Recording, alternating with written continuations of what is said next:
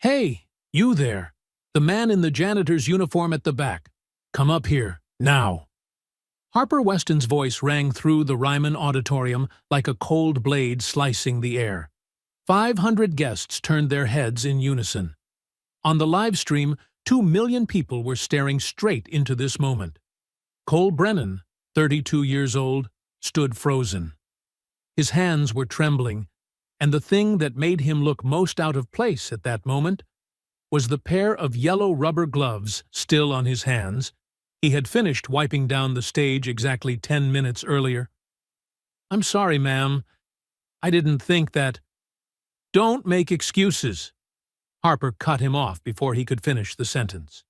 She strode forward, grabbed Cole by the shoulder, and dragged him straight into the center of the stage lights, as if pulling an object onto a table for display. "Let everyone see," she said, her voice sweet to the point of being fake. "Whether you can actually sing, or whether you're just taking up space here." Then Harper turned to the band and snapped her fingers sharply, the way one would issue an order to a waiter. "Play Higher Ground for him." She curled her lips into a smirk. "An impossibly high note, the same note that once earned me $2 million. And just as the band was about to come in, Harper leaned in close to Cole. She switched off her own microphone, but Cole's mic was still live. Her voice dropped to a whisper that the entire auditorium and all 2 million viewers heard perfectly clearly. "Fail quietly, kid." The air froze. The entire hall held its breath, as if waiting for something to shatter. Cole stood there, under lights blazing like fire, with hundreds of eyes in front of him and a world behind him passing judgment through a screen. But what he did next wouldn't just prove Harper Weston wrong. It could also bring down everything she had built on lies. If you enjoy Turn the Tables stories like this, remember to hit subscribe so you don't miss the videos we release every week, because what comes next is where things truly begin to get frightening. And the question is, why was Harper so determined to drag a janitor onto the stage to humiliate him in front of millions? What was she afraid of? Enough to do that. But to understand why this moment matters so much, we need to rewind time to 4 hours earlier. Cole Brennan was not always a man who cleaned floors. 5 years earlier, he had been one of the most promising contestants on Voice of Tomorrow, the hit talent competition on which Harper Weston herself sat as a judge. Cole possessed a rare high tenor voice, with a vocal range spanning from C3 to C6. But what caught the professionals' attention was not just the height of his range, but his ability to transition between registers, shifting from chest voice to head voice as smoothly as flowing water, so seamlessly that listeners could not detect the exact moment his voice changed. Everyone believed Cole would go far. Some even called him the ace card of that season. On the night of the finale, when everything seemed within reach, Cole's phone vibrated backstage. On the other end of the line was the hospital. His wife, Grace, was in the emergency room. Acute pneumonia. Critical condition. Cole stood frozen. In front of him were the lights, the millions of viewers, the opportunity he had chased his entire life. Behind him was the woman he loved. He did not hesitate. He did not ask for permission. He did not explain.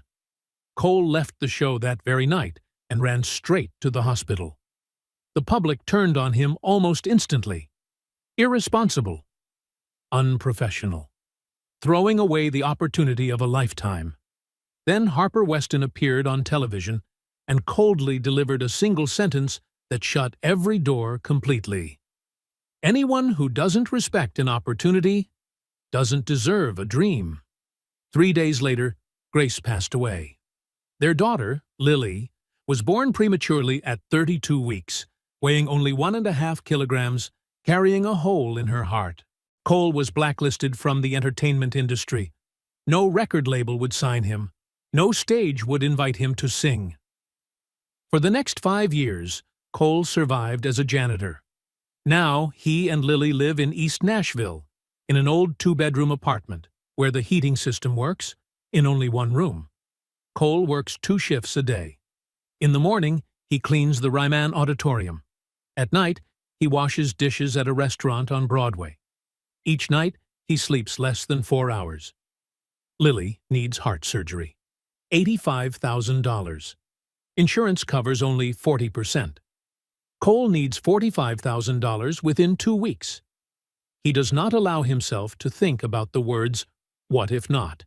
But there is one thing Cole never gave up. He still sings. Every night, he sings Lily to sleep.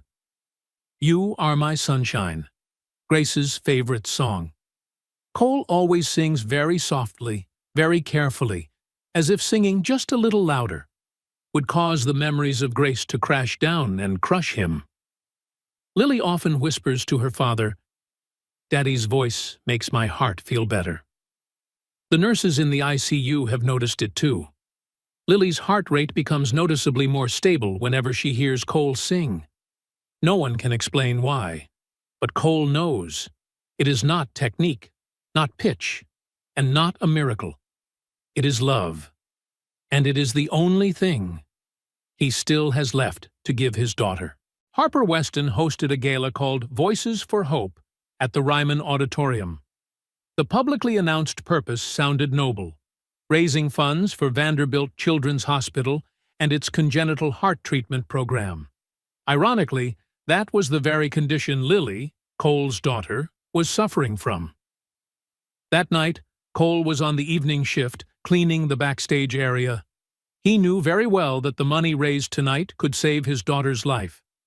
500 tickets, $500 per ticket.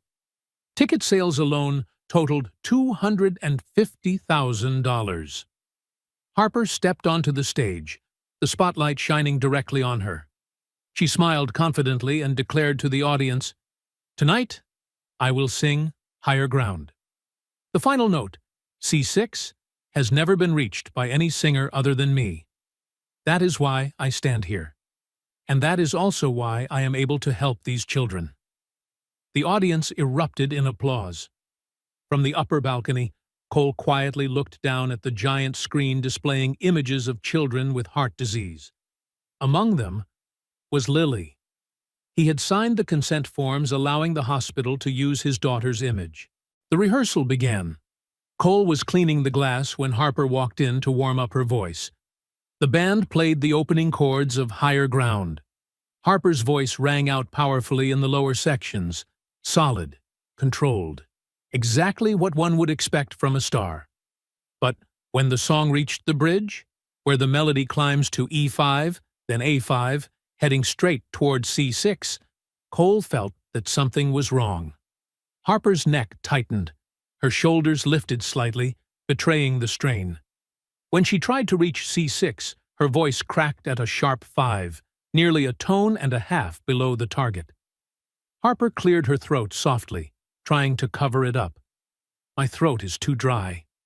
Then she turned to the sound technician and ordered in a lowered voice, "Turn up the backing track. Louder. I need support." The technician adjusted the settings. Harper sang it again. This time, the high note rang out perfectly. Too perfect. Cole stood frozen. His ears had been trained through years of studying music. He could distinguish between a live voice and a recorded one. He heard the faint metallic sheen of digital sound. He heard how the note sat on top of the harmony, rather than blending into it. That C6 did not come from Harper Weston. It came from the speakers. Cole remembered 5 years earlier. He remembered what Harper had once said on television. "Anyone who doesn't respect an opportunity doesn't deserve a dream." She had destroyed his career by labeling him unprofessional, while she herself was cheating. Cole returned to the janitor's room. He asked himself, who would believe a cleaning man standing up against a singer who had sold 4 million albums? Then he thought of Lily. The little girl was watching the live stream from the hospital, believing that Harper Weston was a good person, believing that this gala truly helped children like her. Cole opened his phone and searched for information about Harper's previous galas. A small article, published last year, almost unnoticed. Only 15% of funds from Voices for Hope reach the hospital. The remaining 85% is listed as administrative expenses. 15%. Out of $250,000, only about $37,000 reached the children. Where did the rest go?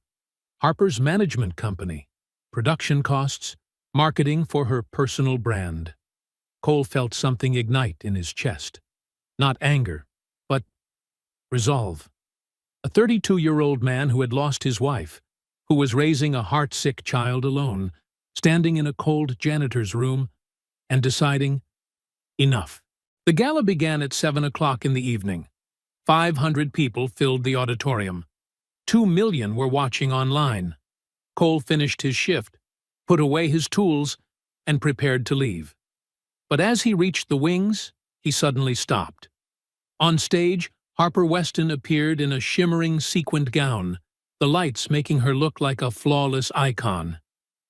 "Ladies and gentlemen," Harper said with emotion, "tonight is not just about music. It is about hope, about giving these children a chance to fight." The audience burst into applause.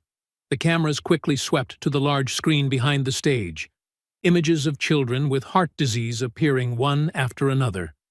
Among them was Lily. Harper continued, her voice softening. "Every ticket, every donated dollar, will go directly to help these little hearts."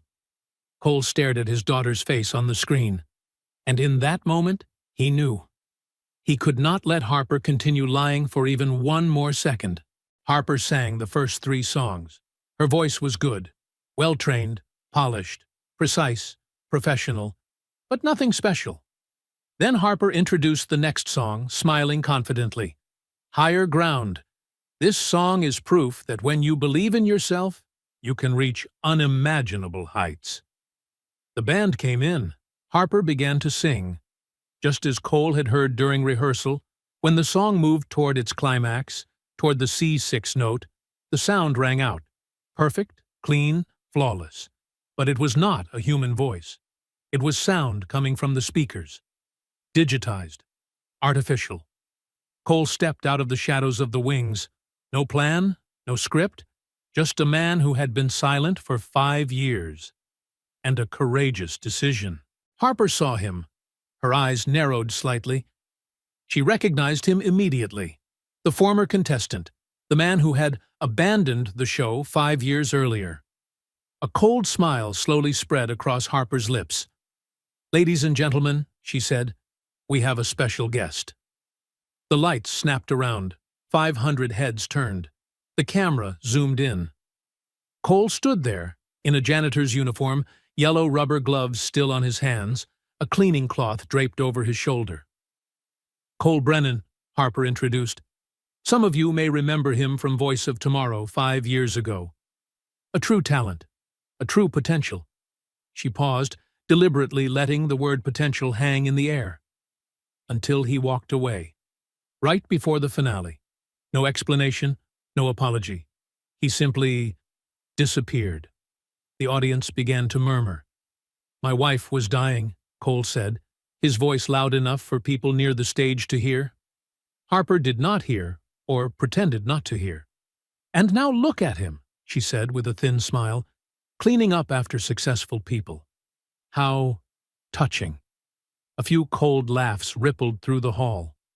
Blood rushed to Cole's face, but he did not tremble. He had survived far worse than this. "Come up here, Cole," Harper said. "Sing for us." Cole did not want to. Every instinct in him screamed, "Leave! Get out of here! Go back to Lily."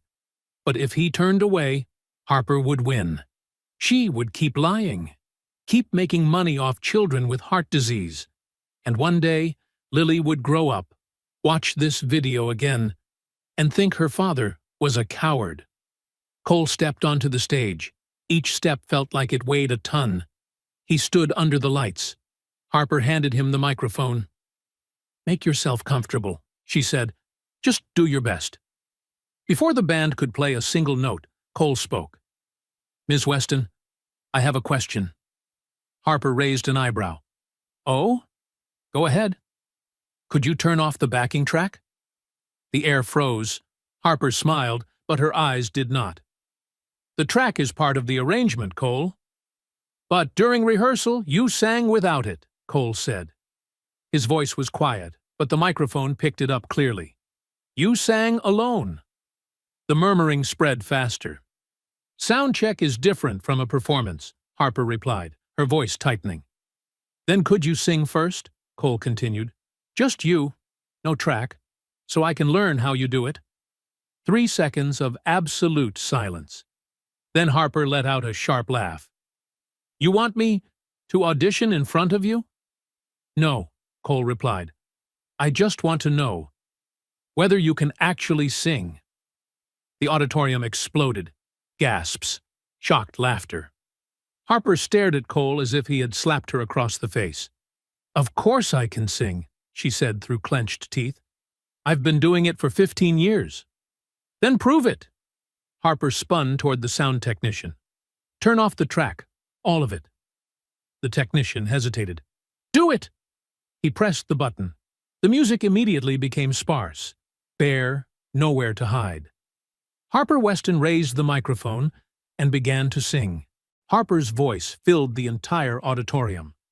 At first, it was powerful, confident. She moved through the opening lines with ease, years of training evident in every perfectly controlled breath. The audience gradually relaxed. Maybe the janitor had been mistaken? But then the song entered the bridge. The melody began to climb. E4, G4, B4. Harper's voice kept up, still steady, still controlled, still contained. But as the pitch continued to rise, something began to change. Her neck tightened, her shoulders lifted slightly. D5, E5, a 5. The sound was still there, but it was no longer light, no longer natural. Then Harper reached for the C6. Her voice broke. The sound shattered at a sharp 5, nearly a tone and a half below the target, splintering like glass hitting the floor. Harper stopped abruptly. She cleared her throat softly, quickly covering it with a strained smile. Sorry, my throat is a bit dry. She took a sip of water, then continued, her voice regaining a reassuring tone. That's why people use tracks, to protect the voice during long shows. But Cole had heard enough, and everyone in the auditorium had as well. You can't sing it, Cole said, very quietly. Harper spun around. Her smile was now nothing more than a thin, icy line. I said my voice is tired. But on your album, you sing that note 27 times, Cole cut in, his voice stronger. I counted. And in every live performance video online, you hit it perfectly. Every single time. The audience began to stir. Phones were raised. People looked at one another, whispering. What exactly are you implying? Harper's voice sharpened, like a blade. I have perfect pitch, Cole said. I can hear frequencies. The note on your album is 1046.5 hertz, C6. The note you just sang is 932 hertz, a sharp 5. A voice called out from the seats. Is he right? Harper's face flushed red. Listen. And the voice on the album, Cole continued, no longer holding back, doesn't sound like yours. It belongs to another woman. I checked the album credits. It clearly lists Autumn Hayes, additional vocals. The theater erupted into whispers. Journalists typed furiously. Audience members shouted questions. The cameras abandoned their fixed angles, scrambling to capture every reaction. Harper strode toward Cole. The smile was gone. You need to shut up. Now. Why? Cole asked. And for the first time since stepping onto the stage, he felt something other than fear. Because I'm telling the truth? Because you don't know what you're talking about. I know what I heard during rehearsal, Cole said.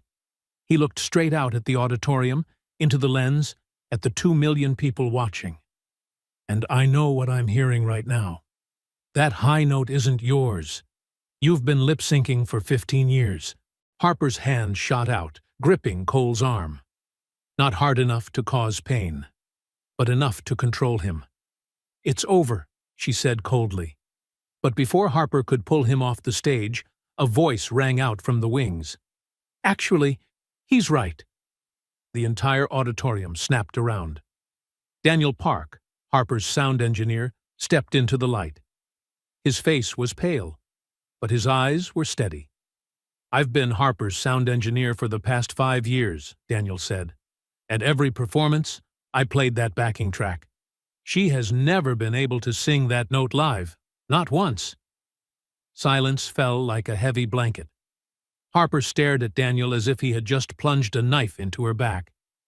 "You're fired," she whispered. "I know," Daniel replied, "but he's a single father, raising a daughter with a heart condition on his own. And he's been braver than I have for the past 5 years." Absolute silence. 500 people in the auditorium held their breath. 2 million people watched online. Harper Weston stood frozen, as if she had been locked in place at center stage. Her own sound engineer had just destroyed everything in front of the entire world. "Ridiculous!" Harper snapped, her voice trembling. "You expect people to believe a janitor over me? I have 2 Grammy Awards. I've sold 4 million albums." "Then prove her wrong," someone shouted from the audience. "Sing the note." Harper's face drained from red to white. "I just sang it." "No," another voice replied. "You cracked. We heard it clearly." The crowd began to turn away.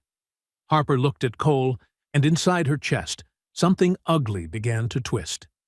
"Fine," Harper said coldly. "You think you're so smart? Then you sing. Right now. No preparation. No warm-up. No second chance." Cole's hands trembled. This was the moment where he would either prove who he truly was or become exactly what Harper Weston had always called him. From the guest seating, an old but steady voice rang out, "You've got this, Cole." Cole turned. Raymond Callahan, Ray, the 60-year-old janitor who had worked at the Ryman for 30 years, was standing up. He clapped slowly. "Sing the way you sing for Lily." Cole closed his eyes, took a deep breath, felt the air fill his lungs, his diaphragm open, every lesson, every memory, every pain, settling deep into his bones. He opened his eyes and nodded to the band. "Play Higher Ground." No track. The music began. For the second time that night, Higher Ground was sung, but everything was completely different. Cole began to sing. His voice was gentle, almost hesitant. The opening lines sat low, comfortably within range. He focused on the lyrics, on the story the song was telling. A few audience members exchanged glances. He sang well, solid, but nothing extraordinary yet. Then came the pre-chorus. Cole's voice opened up, power increasing without losing control. There was something raw, something honest, something Harper's polished performance had lacked. He wasn't performing. He was testifying. The melody continued to climb. D5, E5, F5. His voice followed effortlessly, light and clear, each note placed with precision. No sign of strain. Harper shifted slightly. Her jaw tightened. The bridge arrived, the place where Harper had failed. Cole did not hesitate. He transitioned registers smoothly, from chest voice to head voice, seamless as flowing water. G5, a 5, B5. The entire auditorium instinctively sat up straight. Then Cole reached for C6. The sound burst out crystal clear. No break, no strain, no tricks. Just a pure whistle register note ringing like a crystal bell. He held it for 4 seconds. Perfect. Unbelievable. Someone in the front row gasped. But Cole wasn't done. He pushed higher. D6, E6, F6. A range that even Harper's backing track had never dared to touch. Cole's face was calm, almost serene, as if he were walking through a place he had lived in his entire life. Then he brought the voice back down. F6 to C6. C6 down to A5. a 5 to F5. Every transition seamless. Every note a small miracle. He completed the bridge and moved into the final chorus. His voice was now completely open. No hiding, no fear. When the final word faded into silence, no one moved. Then the theater exploded. 500 people leapt to their feet, shouting, applauding, faces streaked with tears. Ray jumped up and down, both arms raised. The entire band stood, clapping non-stop. The live stream went wild.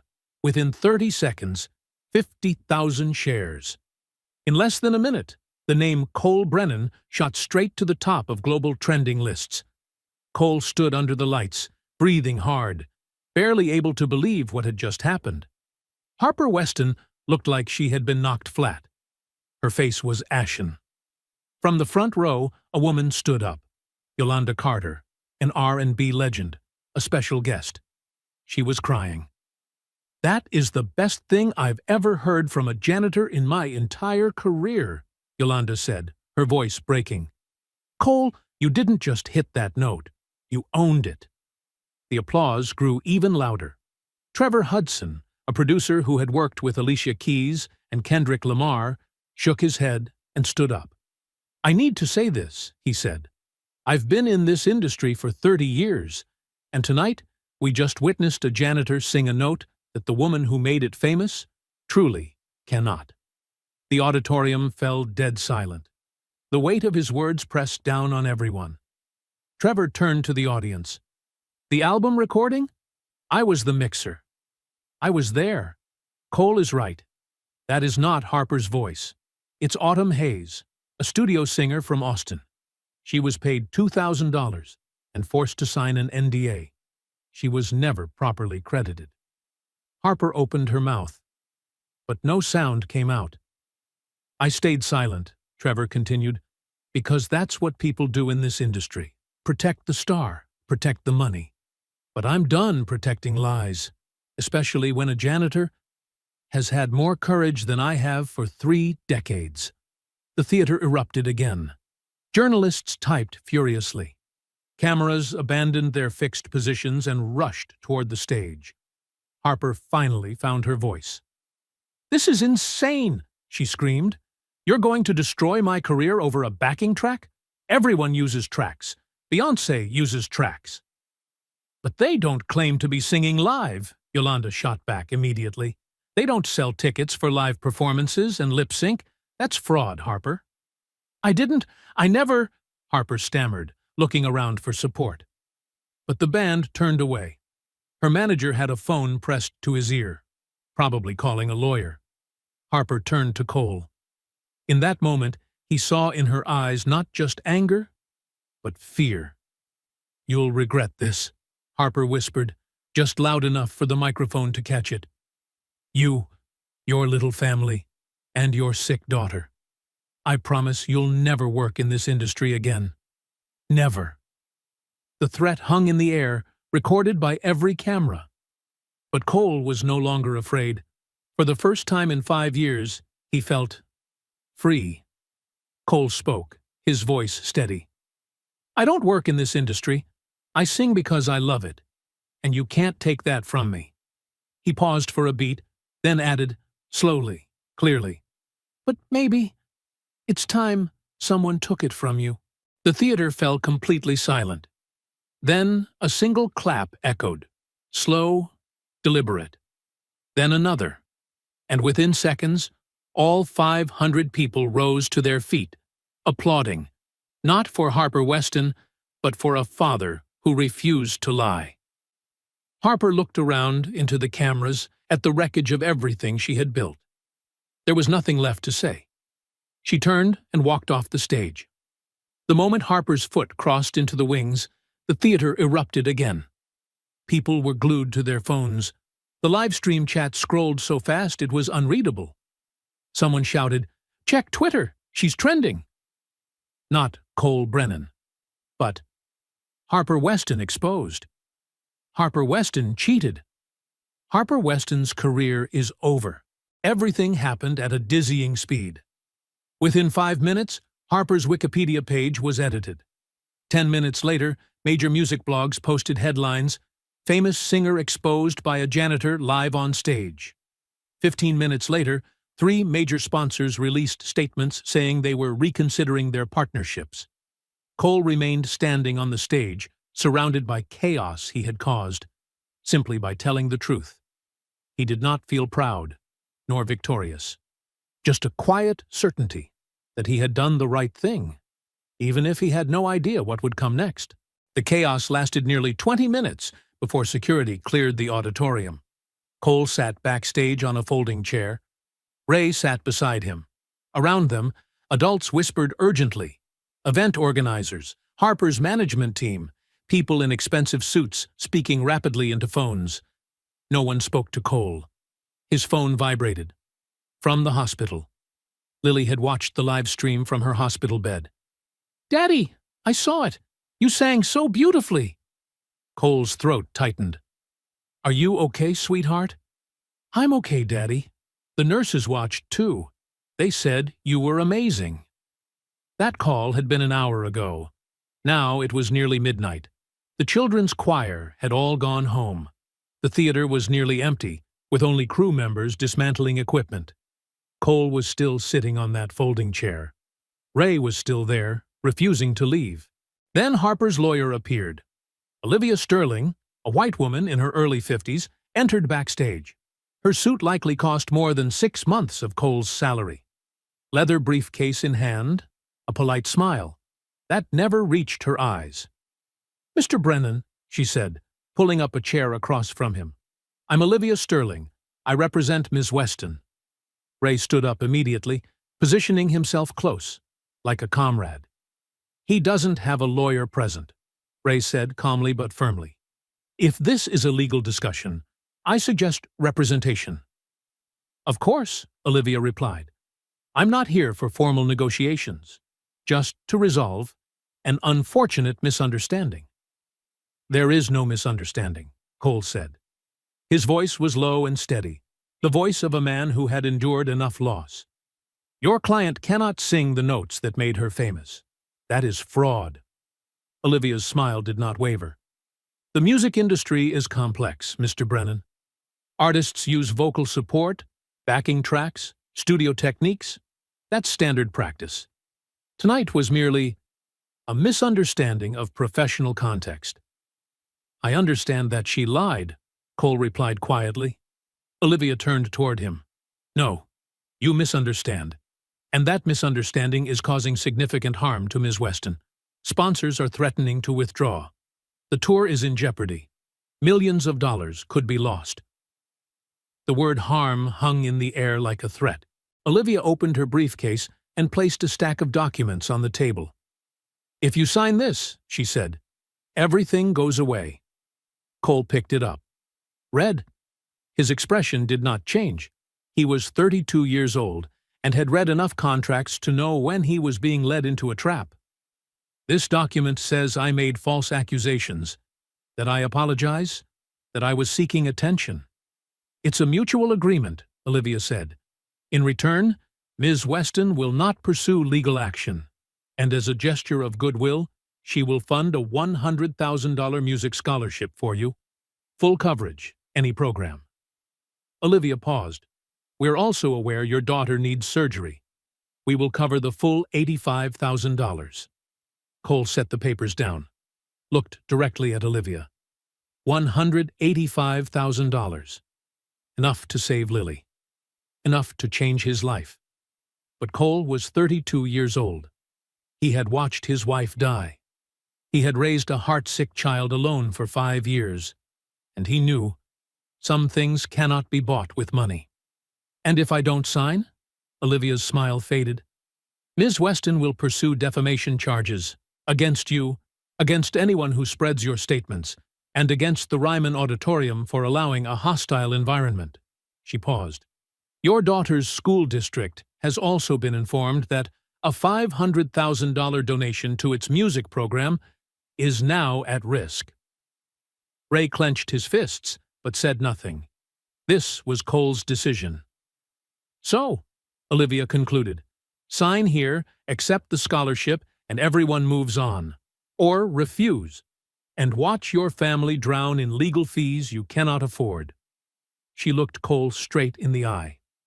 The choice is yours. Cole stared at the papers, the lines of text that would label him a liar, the signature that would erase everything that had just happened. He thought of Lily lying in her hospital bed, of $85,000, of surgery in 2 weeks, or never. Then he thought of the truth. "No," Cole said. Olivia blinked. "Excuse me?" "I'm not signing," Cole replied. "I didn't lie. She did. And I won't say I lied just because she's rich and I'm not." "Mr. Brennan," Olivia said, her voice turning cold, "I don't think you fully understand the consequences." "I understand you're threatening me." Cole stood up. His hands still trembled, but his eyes no longer avoided hers. "Go ahead and sue me if you want. But I'm not signing that paper." Olivia's face hardened. "Then I'll see you in court." She gathered her briefcase. Before leaving, she turned back one last time. "By tomorrow morning, there will be stories about you, about your family, private things, painful things, and when it all gets worse, which it will, remember that you chose this." Then she left. Ray didn't hug Cole, didn't offer empty comfort. The two grown men simply stood side by side in silence. After a moment, Ray spoke softly. "You sure?" Cole nodded. "I'm sure. That scholarship, the surgery money—" "I won't teach my daughter that the truth can be bought with fear," Cole said. His voice did not shake. It was the voice of a father who had just made the hardest decision of his life. "I chose family over career 5 years ago. People said I was wrong. But Grace, even as she was dying, she said she was proud of me. For me, that's enough." Ray nodded. "Then, we fight. We fight." The two men walked out into the cold Nashville night, men who had chosen truth over money. The next morning, Cole woke to the sound of his phone buzzing like an angry hornet's nest. 6 a.m. He had slept only 3 hours. The screen was flooded with notifications, thousands of them. He opened Twitter. The first thing that hit him was a photo of their apartment in East Nashville, peeling paint, a broken security gate, overflowing trash bins. The caption read, "This is where Cole Brennan lives. While he accuses Harper Weston of cheating, it's clear he's just desperately trying to escape poverty." Cole's hands went numb. The next post showed a photo of a free lunch he had received 5 years earlier. Living off handouts his whole life. This was never about the truth. It was about money. The comments were brutally cold, ungrateful. He should be thanking Harper. This is what happens when you give people like this a chance. People like this. His phone kept vibrating, messages from unknown numbers, insults, threats. By noon, the smear campaign was in full force. News sites began publishing articles that were disturbingly similar. Sources close to the Brennan family claim Cole planned the entire incident as an extortion scheme. No evidence, no verification, yet all of it was published. By afternoon, Harper's legal team officially filed a $10 million defamation lawsuit, not only against Cole, but against Autumn Hayes, the studio singer, against Trevor Hudson, the producer who spoke up at the gala, against Daniel Park, the sound engineer, against anyone who dared to tell the truth.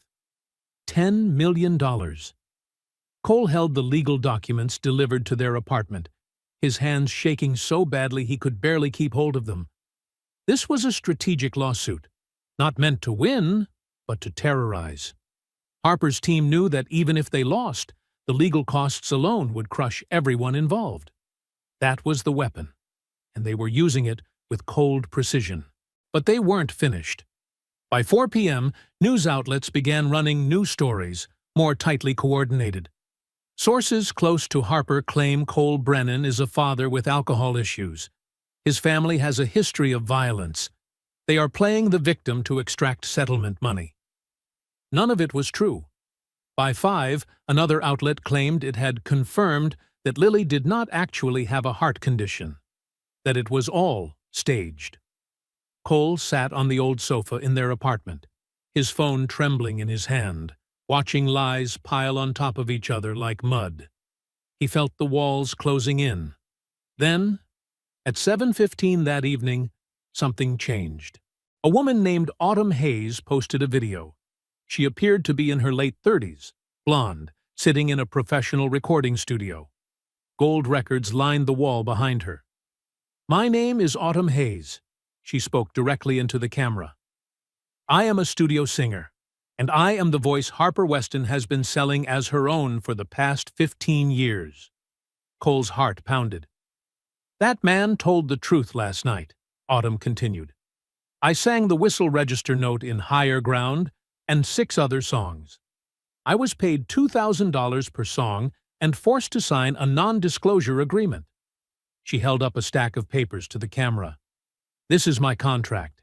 This is the proof." And I stayed silent, while a janitor was being crushed for daring to expose something I was too afraid to say. The video had been posted 8 minutes earlier. It already had 50,000 views. Within 1 hour, 2 million. Within 3 hours, 7 other studio singers came forward.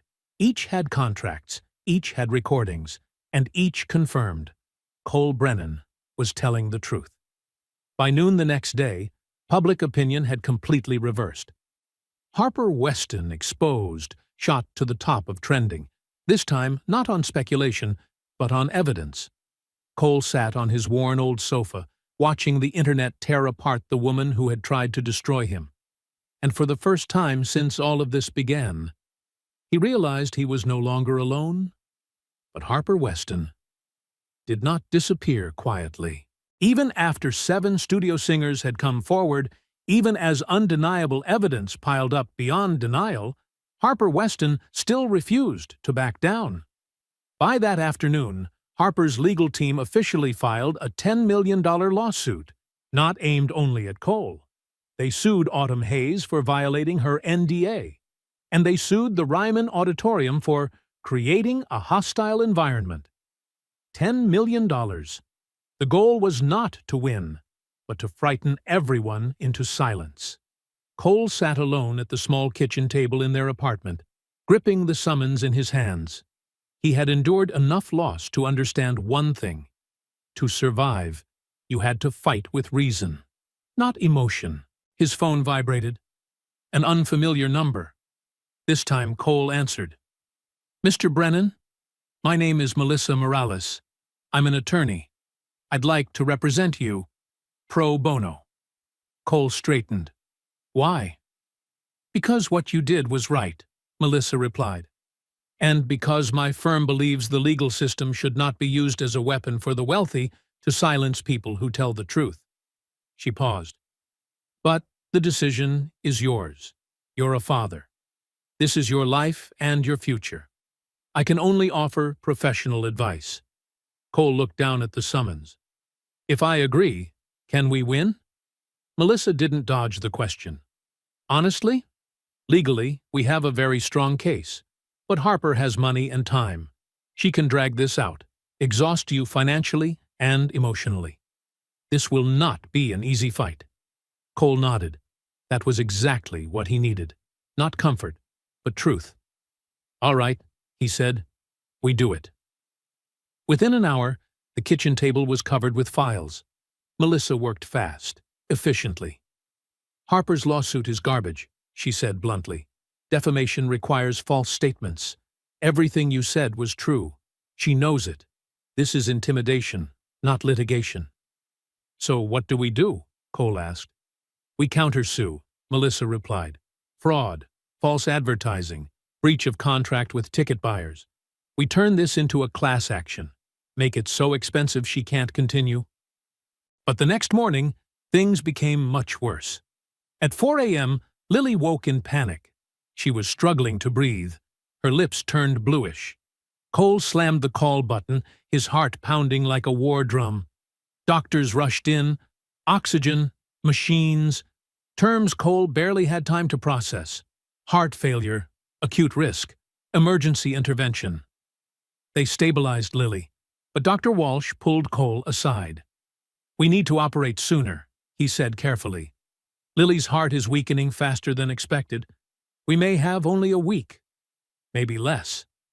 But insurance, we're working with them, the doctor replied. But you need to understand.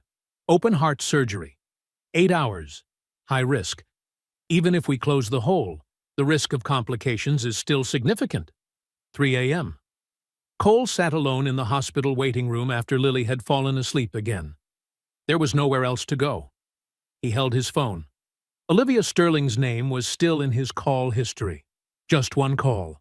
Accept the deal. Sign the papers. Save his daughter. His finger hovered over the call button. The waiting room door opened softly. Lily stepped out, wearing her hospital gown, dragging her IV pole. "Daddy?" Her voice was weak but clear. "Are you okay?" Cole quickly wiped his tears. "I'm okay, sweetheart. Daddy's okay." Lily climbed onto the chair beside him and rested her head on his shoulder. "Daddy, why are people saying bad things about you?" Cole took a deep breath. "Because sometimes, when you tell the truth, there are people who don't want to hear it. But you always tell me lying is bad." "That's right." "Then why do grown-ups lie so much?" Cole was quiet for a moment. "Because sometimes lying feels easier than being brave enough to tell the truth." Lily looked up at him, eyes just like Grace's. "Daddy, are you scared?" "Very." "But you still do it?" "Yes." "Then that's brave," Lily said with certainty. "Mom told me, being brave means you're scared, but you still do the right thing." Her voice was tiny but steady. And in that exact moment, Cole knew he could not call Olivia Sterling. He could not teach his daughter that the truth could be bought with fear. Because he was Lily's father. "Your mom was the bravest person I ever knew," Cole whispered. "And you're the second bravest." Lily shook her head. "No, I am." Cole held her gently. And in that moment, he realized he wasn't protecting his daughter. She, the 6-year-old child he wanted to shield, was giving him strength. That wasn't weakness. It was love. And that was why he could never sign that paper. The courtroom was smaller than Cole had imagined. Davidson County Supreme Court, Room 4B. Only about 30 people filled the benches, mostly reporters and supporters who had lined up since dawn. Harper Weston sat at the plaintiff's table with 5 attorneys in expensive suits. She wore a navy blue jacket, her face composed with an air of wounded calm, the familiar, dignity-affronted look of a celebrity. Cole sat at the defense table, between Melissa Morales and Ray.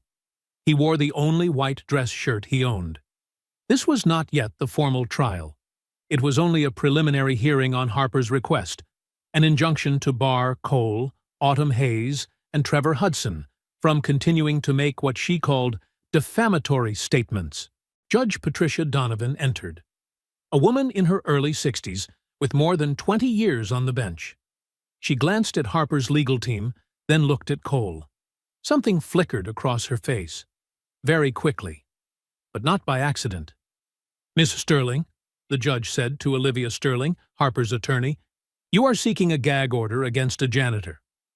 "Your Honor," Olivia replied, "the defendant's occupation does not diminish the harm caused by his false statements." "Are they false?" the judge cut in. "That is precisely the issue," Olivia said. "Those statements were made with malicious intent to destroy my client's reputation. Those statements were made after your client publicly humiliated him on stage." Melissa Morales stood. "If the court permits, I would like to present footage from the gala night, unedited." The entire courtroom watched the screen. They saw Harper drag Cole onto the stage. They clearly heard the whispered line, "Fail quietly," broadcast through an open microphone, and they watched Harper fail to hit the high note. When the video ended, the courtroom sank into silence. "Your Honor," Melissa continued, "the plaintiff did not summon this man because he lied." She summoned him because he told the truth, and that truth cost her money. That is not defamation. That is consequence. Judge Donovan turned to Olivia. Do you have any evidence that Mr. Brennan's statements are false? Your Honor, Olivia said, the music industry routinely uses vocal support and enhancement techniques. I didn't ask that, the judge interrupted. Yes or no? Olivia hesitated. We believe the context of my client's statements has been misunderstood. So that's a no. The judge made a note. Ms. Morales, do you have evidence supporting Mr. Brennan's statements? Yes, Your Honor. I call Autumn Hayes. Autumn stepped to the stand and was sworn in. Melissa guided the testimony, the contracts, the NDAs, the recordings proving Autumn's voice was used on Harper's albums, the emails clearly instructing that Autumn was never to be credited. Ms. Hayes, Melissa asked, when you heard Cole Brennan say that Harper Weston could not sing that note, what did you think? I thought, finally, Autumn answered. Finally, someone said it. And was he right? Yes, completely. Melissa sat down. Olivia stood to cross-examine, but Judge Donovan raised her hand. I've heard enough. Judge Donovan turned directly to Harper Weston. Ms. Weston, I will ask you one question. Although you are not on the stand, you are still under oath. Right now, in this courtroom, can you sing the note at issue? Harper's face went pale. Your Honor, I fail to see how this is relevant. Highly relevant, the judge replied. You are asking this court to silence people who say you cannot reach that note. Then prove them wrong. Sing it. The courtroom held its breath. Harper looked at her lawyers, looked at the judge, then looked at Cole. My voice hasn't been warmed up. You have performed on demand for 15 years, the judge said evenly. Surely you can demonstrate it once. Harper's mouth opened, then closed. Not a single sound. Just as I thought, Judge Donovan said, striking the gavel. The request for an injunction is denied. Furthermore, the court sanctions the plaintiff for filing a frivolous action intended to silence truthful speech. The gavel came down. The courtroom erupted. The judge looked at Cole. Mr. Brennan, you are free to continue telling your story. That is called the First Amendment. It protects the truth, even when the truth is inconvenient. Outside the courtroom, Rachel Bennett from 60 Minutes was waiting. Cole, how do you feel? I feel like I can finally breathe again. That evening, the 60 Minutes episode aired. 18 million people watched. During the closing credits, Harper's last remaining sponsors withdrew. Her record label terminated her contract. Her Las Vegas residency was canceled. The Grammy Committee announced it was reviewing her awards. A career built on stolen voices and protected lies officially collapsed, ended by a father who refused to stay silent. But Cole's greatest victory did not take place in the courtroom. It came 3 days later. 3 days after the court's ruling, Cole's phone rang at 6 in the morning. An unknown number. Mr. Brennan, this is the office of John Legend. Mr. Legend would like to cover the full medical costs for your daughter, all $85,000. Cole sat straight up in bed. He couldn't speak. Tears spilled out before he could even process what was happening. But that was only the beginning. Within the next 24 hours, Alicia Keys called, offering to cover all of Lily's post-surgery recovery expenses. Kelly Clarkson tweeted a call to action for a GoFundMe for the Brennan family. $250,000 was raised in just 6 hours. Lily's school held an emergency meeting and voted 8-0 to publicly support Cole. They rejected Harper's donation. But the most important moment came from something far quieter. Lily's surgery was scheduled for the following week. Dr. Walsh explained everything clearly, without evasion. Open-heart surgery. 8 hours. A 15% risk of complications. But without surgery, Lily would not live to see her 10th birthday. On the morning of the operation, Cole sat by Lily's bed as the nurses prepared to take her away. "Daddy?" Her voice was tiny. "I'm here, sweetheart." "I'm scared." Cole held her hand. "I'm scared too. But you still stood up for what was right, even when you were scared." Cole smiled, his eyes burning.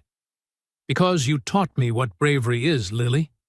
Every single day." Lily smiled, a smile just like Grace's. "Will you sing for me, Daddy?" Cole sang, "You Are My Sunshine," as they wheeled her toward the operating room. He sang until the doors closed behind her. Then he collapsed into a chair in the waiting room. The next 8 hours were the longest of Cole's life. By the 6th hour, he drifted into thought, thinking of Grace, of 5 years of silence, of every moment he had wanted to sing, but couldn't, because the pain crushed his chest. At the 8th hour, the operating room doors opened. Dr. Walsh stepped out, pulling down his mask. His face was exhausted, but smiling. "The surgery was successful," he said. "Your daughter's heart is healthy now." Cole broke down, sobbing. The months of fear and pain, all of it released in a single, redemptive moment. Lily lived. His daughter would be okay. 3 hours later, Lily woke up in the recovery room. Cole sat beside her, holding her hand, smiling through tears. "Daddy?" Lily whispered. "My love, you did it. Did you sing for me yet? Do you want to hear it? Your singing makes my heart feel better." So Cole sang, right there in the recovery room. The nurses stopped to listen. He sang "Somewhere Over the Rainbow," his voice still a little rusty after 5 years of silence, but beautiful. Not because of technique, not because of fame, but because it was real, and because it was alive. When the song ended, Lily smiled and drifted back to sleep. And for the first time in 5 years, Cole felt something shift inside his chest.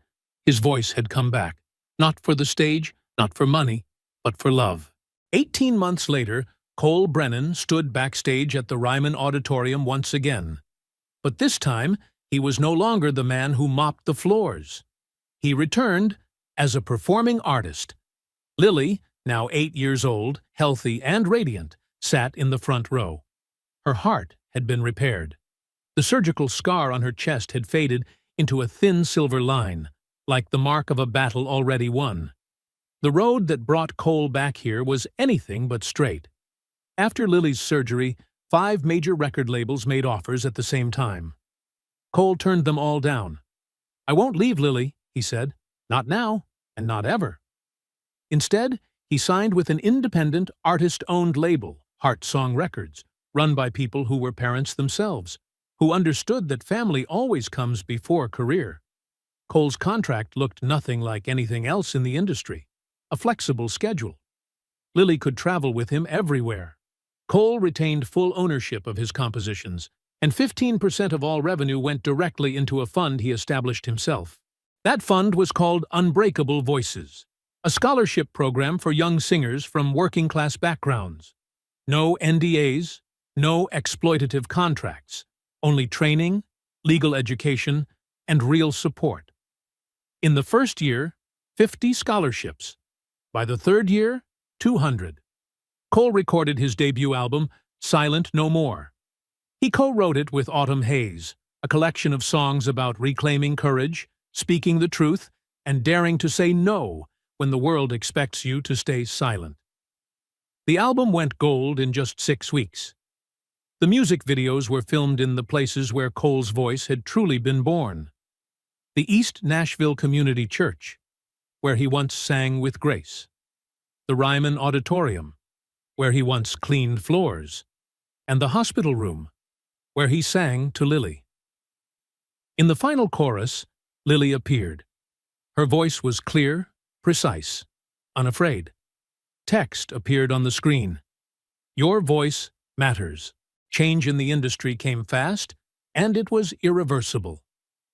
California passed Assembly Bill 2847, also known as the Brennan Act, requiring full transparency for any live performance that uses pre-recorded vocals.